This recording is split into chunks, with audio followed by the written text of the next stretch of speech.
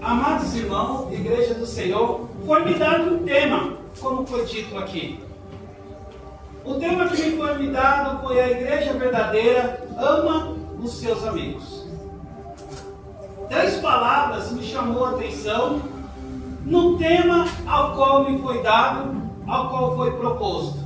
A primeira coisa é a igreja verdadeira.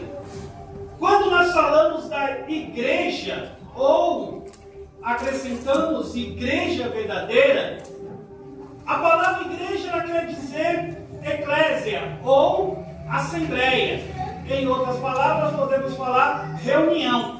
De uma maneira simples, igreja é reunião dos santos. Então, nós sabemos, nós somos. Igreja somos nós. Diz, amar é mandamento de Jesus. E agora, como definir quem são os amigos da igreja? Os meus amigos, eu sei quem são. Aqueles que fazem parte da minha vida, eu sei quem são. Mas quando eu falo de igreja, quem são os amigos da igreja? Por isso que esse tema queimou muito meu coração. Como que eu estudei esse tema? Como que eu fui para poder estudar esse tema? E me inspirou a falar um pouco de amizade, de amigo, de Filemon. Nada melhor do que falar da carta do apóstolo Paulo a Filemon. Se nós pegarmos a carta do apóstolo Paulo, nós podemos dividir as cartas do apóstolo Paulo em grupos. Nós temos os primeiros documentos do Novo Testamento a ser circulado, que é a carta à igreja de Tessalonicenses, primeira e segunda, foi os primeiros documentos do Novo Testamento a ser circulado no meio da igreja. Nós também temos o segundo grupo das cartas do apóstolo Paulo, chamando as cartas maiores. Quais são as cartas maiores? Nós vamos falar Romano, 1 e 2 Coríntios,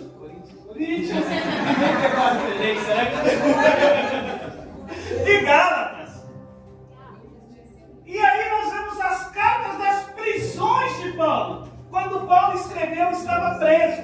Nós temos Éfeso, nós temos Filipenses e nós temos Colossenses.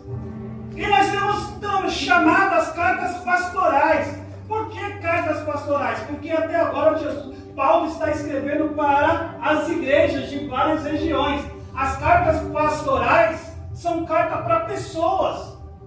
Então Paulo escreve 1 ou 2 cartas para Timóteo e para Tito. E aí eu falei, e a carta de Filemon, que é a que a gente acabou de ler, que tem um único capítulo, é bem curtinha.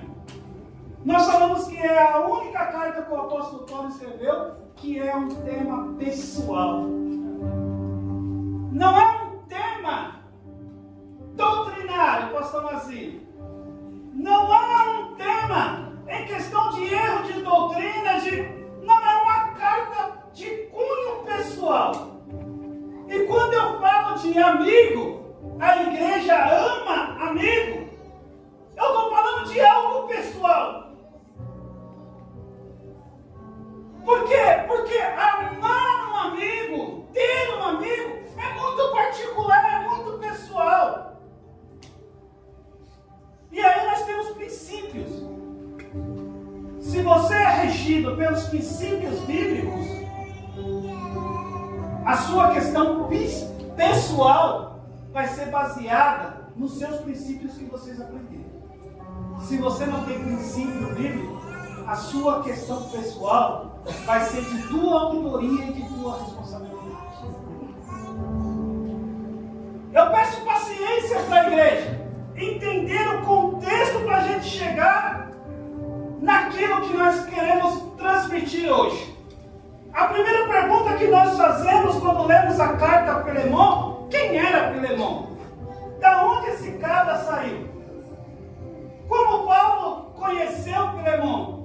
No versículo 1 e no versículo 2, Paulo vai dizer assim: Paulo, prisioneiro de Jesus Cristo, e o irmão Timóteo, ao amado amado Filemon, nosso cooperador, e a nossa amada Ápia e Arquipo, nosso camarada, e a igreja que está em tua casa. Então Paulo está escrevendo para um homem que junto com sua família decidiu montar uma igreja. E a igreja de Colossos, parece que não, mas é a igreja de Colossos. A igreja de Colossos, a carta aos Colossos, ela fica na casa de quem? De Filemon. Filemon, junto com os seus parentes, são os líderes principais dessa igreja. Filemon é um homem abastado, tem muito dinheiro, então por isso que eu te pedi um pouco de paciência. Onésimo, ele era um escravo fugitivo. Vou repetir. Onésimo era um escravo fugitivo. Deixa eu te falar um pouco da questão da escravidão no Antigo Testamento. Não é essa escravidão que teve recente por causa da cor da pele. Antigamente, a questão da escravidão, ela tinha por diversos motivos.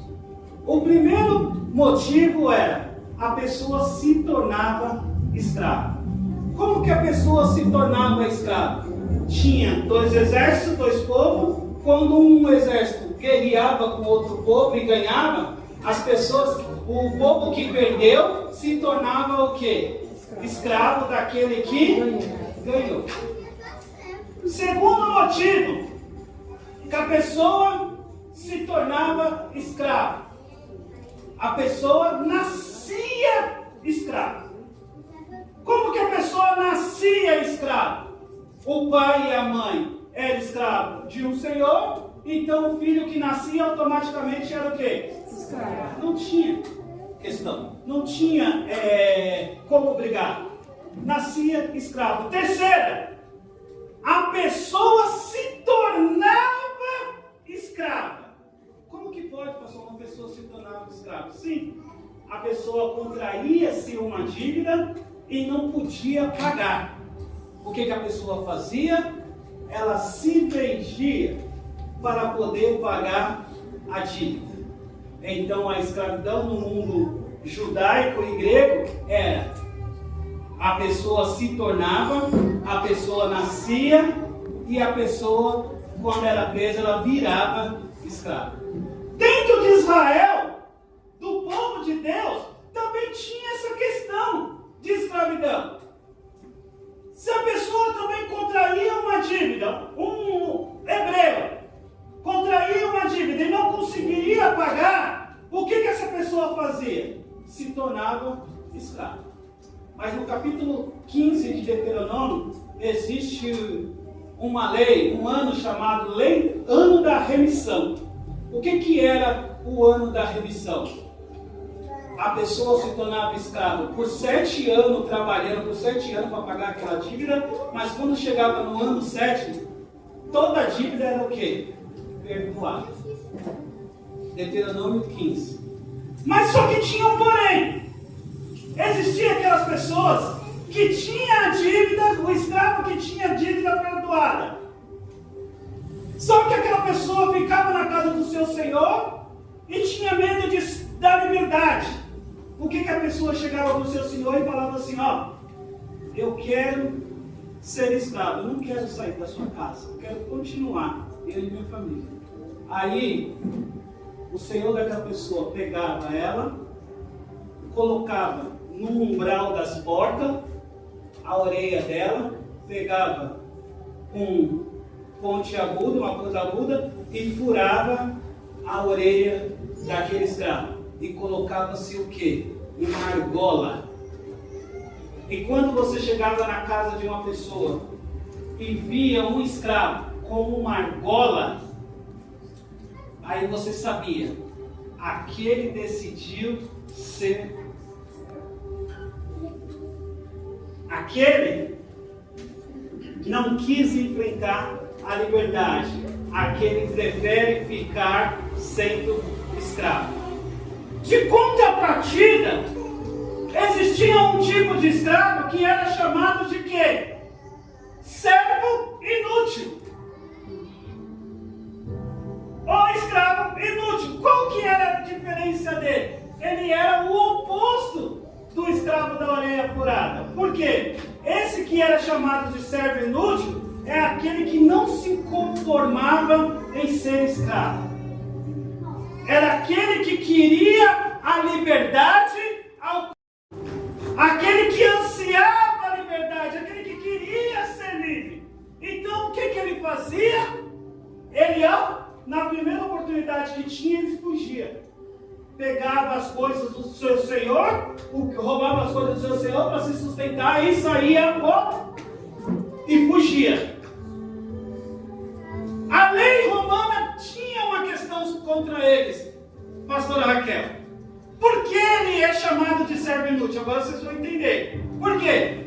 Porque quando ele era capturado, ele não poderia ficar juntos com os outros escravos. Por que ele não poderia ficar junto com outros escravos? Porque ele ia fazer a cabeça dos outros para poder fugir. E aí, agora você sabe por que ele é servo inútil. E o que aconteceria com ele? Fugiu? Morreu. Isso aí. E na carta, para a gente entender, agora eu estou chegando aonde eu quero. Por isso que eu pedi paciência. Paulo chega para Onésimo e fala assim: Onésimo, toma essa carta e leva até a igreja de Colossos. E lá você entrega para Filemão. E eu falei para vocês que Onésimo era o quê? Um escravo o quê? E ele tinha fugido da onde? Da cidade de... E o pior, ele pertencia a quem? Alguém falou aí. Obrigado. Filemão. Olha, tá 10, hein? Tô gostando. Tá 10.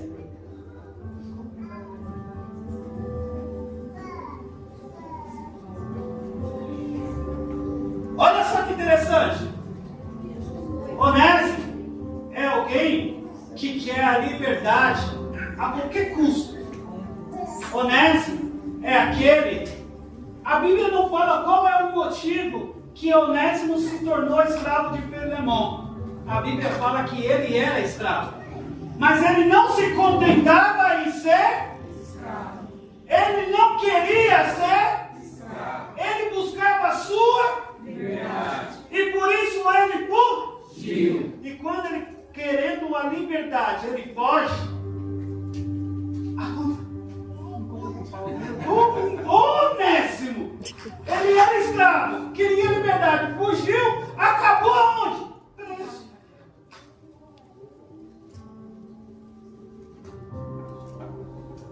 Era escravo, queria fugir, acabou o quê? Preso. E quando ele vai preso, ele conhece um camarada. E eu posso dizer o nome desse camarada? Se chama Paulo.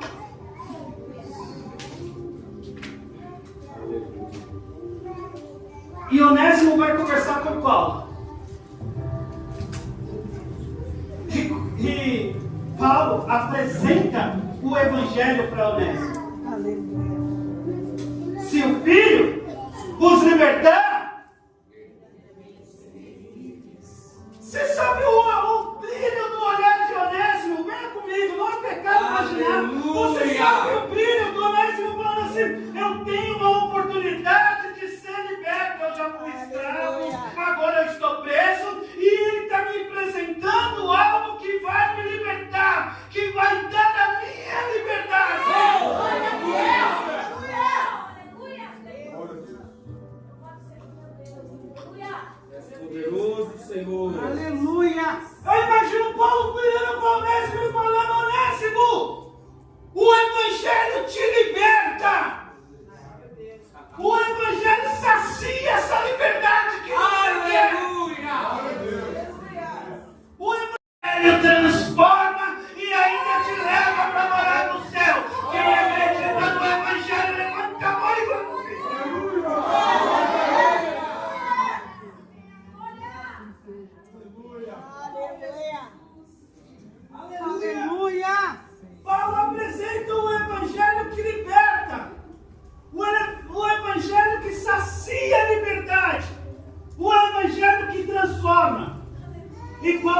para Onésimo e fala assim: Onésimo, só que tem uma coisa.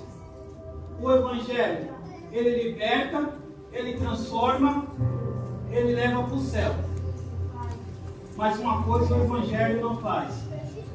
O Evangelho não aceita fuga. Aleluia, Jesus. Aleluia. Lindo. És poderoso, Senhor. O Evangelho te dá liberdade.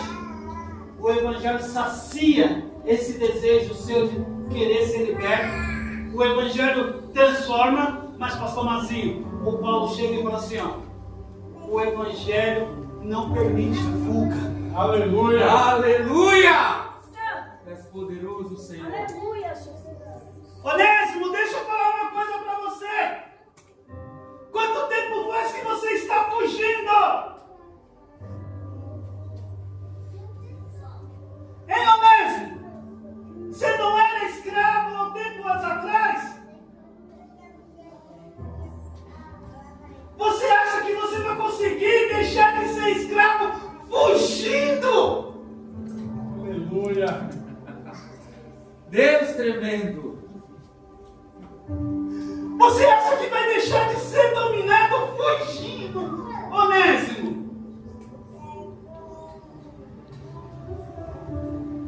E deixa agora eu começar a aplicar para a igreja. Aleluia! Quantos Onésimos não existe na casa do Senhor? Pessoas que estão entrando no Evangelho para fugir dos seus problemas, achando que o Evangelho, que a igreja é lugar de fuga.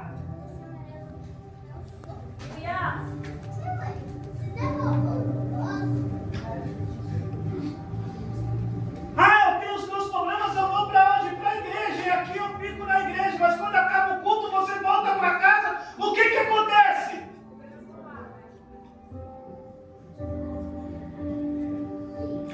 Ah, cheguei na igreja cheio de problema. Ah, resolveu o meu problema, agora começou os problemas dentro da igreja. O que é que eu pego? Eu vou para outro lugar e aí você continua fugindo.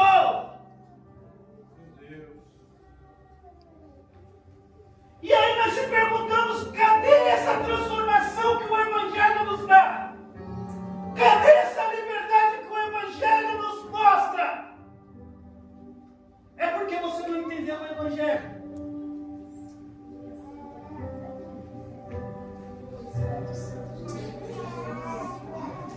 Pela palavra do Senhor, eu quero declarar na igreja: acabou o tempo de fugir. Acabou o tempo de fugir. A igreja não é lugar de fuga, a igreja é lugar de refrigério. A igreja não é lugar de prisão, a igreja é lugar de libertação. Quem crê nisso, glorifica.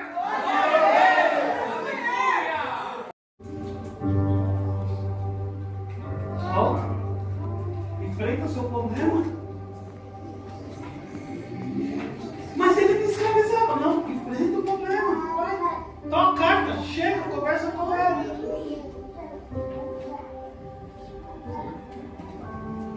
Onésimo tinha duas escolhas. Tinha duas opções. A primeira opção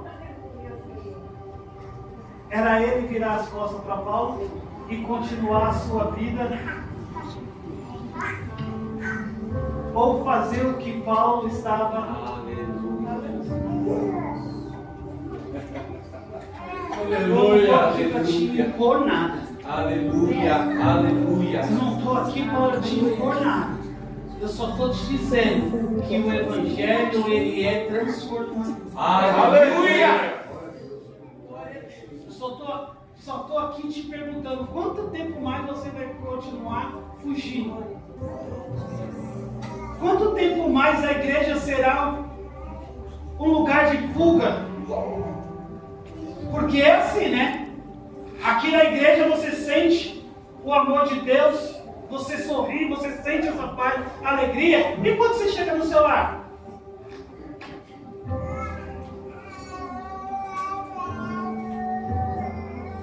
Aí você faz de tudo para não estar na sua casa. Você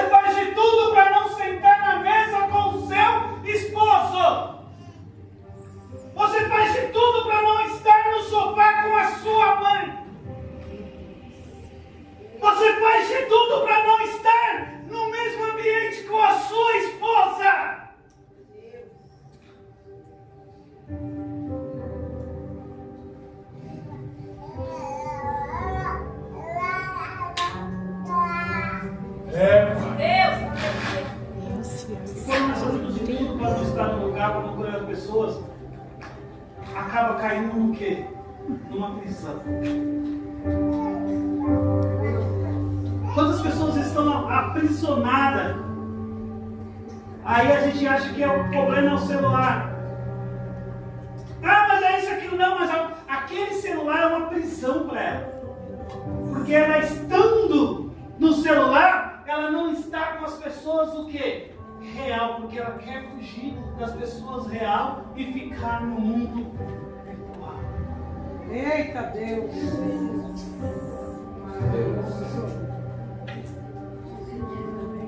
Homem! Todo domingo é futebol, é isso, é aquilo outro. Mas o futebol não é diversão, o futebol é uma prisão. Porque quando ele está no futebol, ele não precisa enfrentar e sentar junto com a família. Ele está fugindo da família e se aprisionando aonde?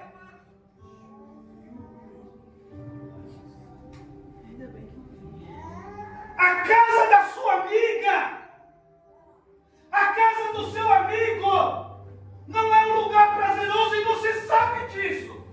Meu Deus. Ela virou uma prisão para você. Porque quando você está junto com os seus amigos, na casa da sua amiga, você não precisa enfrentar os seus pais.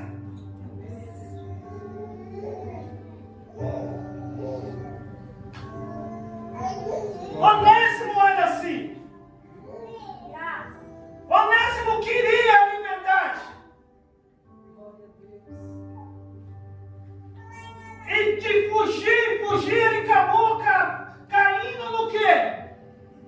Na prisão. Mas até dentro da prisão, Deus levanta homem de Deus. Deus mostra o Evangelho e fala: não importa se está preso, não importa que tipo de prisão você está, não importa de que problema você está fugindo, o Evangelho te encontrou nessa noite. O Evangelho te encontrou nessa noite. Aquele que vai receber aqueles que estão presos, perdidos e aprisionados. Aleluia! Glória a Deus! E aí Paulo chega para Filemão no 7 e diz assim, ó: porque temos grande gozo e alegria em consolação do teu amor, porque por ti, ó irmão, as estranhas dos santos foram recriadas. Ou em outras palavras, Paulo está falando assim: olha, ô Filemão, estou gostando do que eu estou ouvindo de você lá, hein? Por causa de você, você tem alimentado muitos irmãos lá, muitos santos. As pessoas os santos que estão passando necessidade, estão indo aí na igreja, estão sendo alimentados. Mas é tão controverso essa carta, porque o mesmo Filemão que alimenta a pastora Raquel, bispa, que alimenta muitos santos, é o mesmo que tem escravo. Como que fica?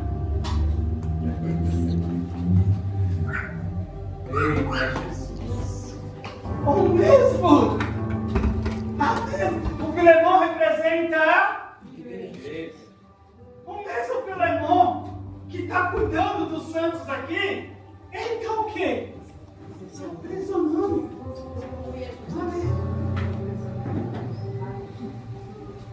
Aleluia! Deus nos chamou para não aprisionar ninguém. Hoje nós temos visto pessoas presas, Filemões. E aí você entende o que eu estou dizendo? Aleluia!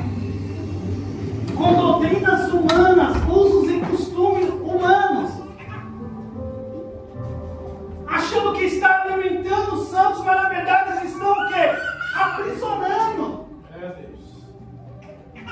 Eu estou sabendo, hein, Filemão? O que você está fazendo aí, que obra maravilhosa. Mas o problema é que eu fiquei sabendo o que você está fazendo, mas chegou um de você até mim. Meu Deus! E esse que chegou a mim é de vocês. Meu Deus! Aleluia. Está fugindo dali. Jesus. E quantas pessoas a gente não conhece? Que chega para nós, pastor Marcinho. Nossa. Da onde você vem? Eu fugi da casa do Filemão. Filemão representa a igreja. Eu fugi da casa do Filemão. Por que você fugiu de lá? Mas lá é bênção, é tudo. É isso porque você ouviu, mas quando você vai ficar lá dentro, lá escraviza. Meu Deus do céu.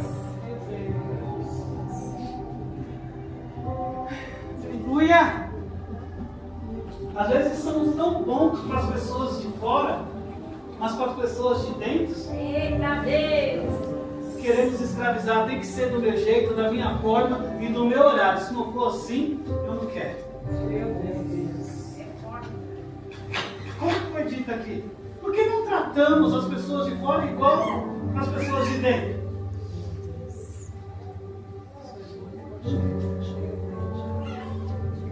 Verso 8.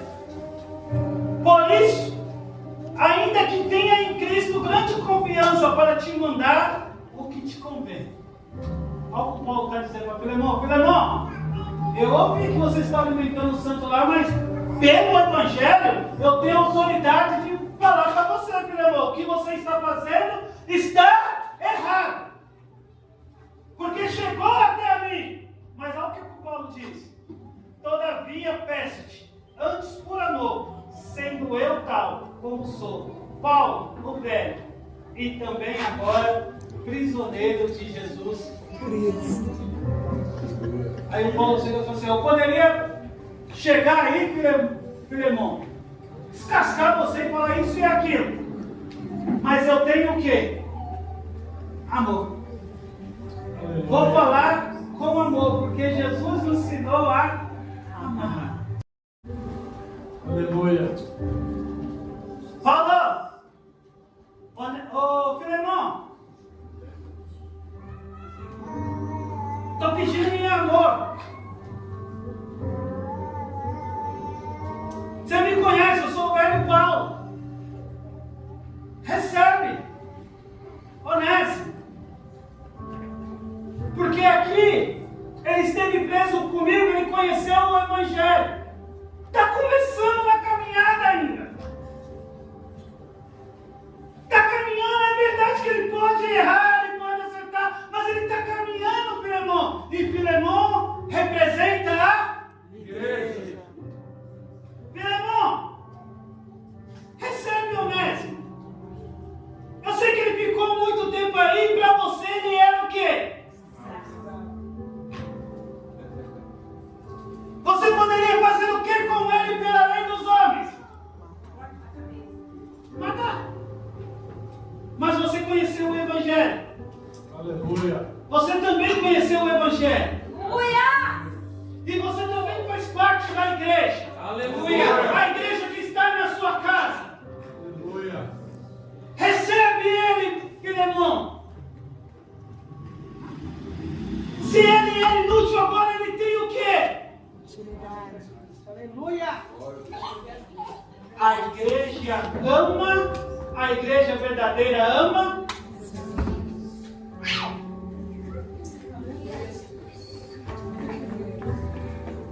Coisa linda, Jesus. Aleluia. Verdadeira ama. Meus amigos.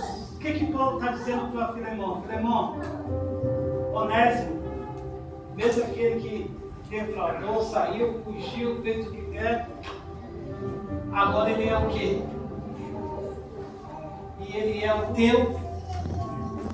Receba ele não mais como escravo, receba ele como o quê? Aleluia.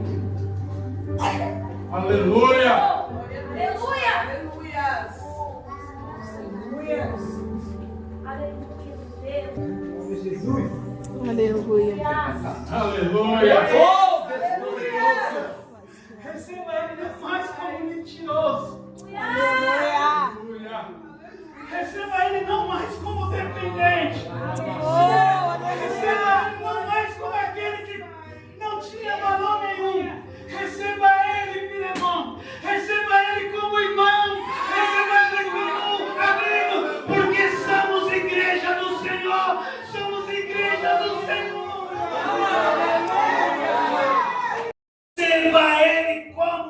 comigo como igreja. Aleluia. Oh, Espírito Santo. Aleluia. Você não faz o melhor aqui na casa de Deus, na igreja? Então olha para o seu pai, olha para a sua mãe e diz: essa aqui é a igreja. Eu vou fazer o melhor para eles também. Sim, Jesus. Aleluia. Você não faz o melhor para a casa de Deus? Olha a sua esposa e fala o melhor, chega de fugir. Aleluia. É isso que Paulo está dizendo para Filemon. Onésimo tem um problema. Ele é fugitivo, era preso, foi liberto. Mas Filemon também tem um problema.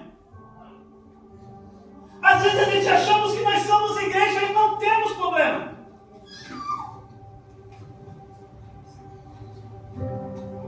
O problema é as pessoas lá de fora. Mas tanto aqueles que estão presos têm problema, como nós que estamos também, somos Filemon, também temos problema. Aleluia.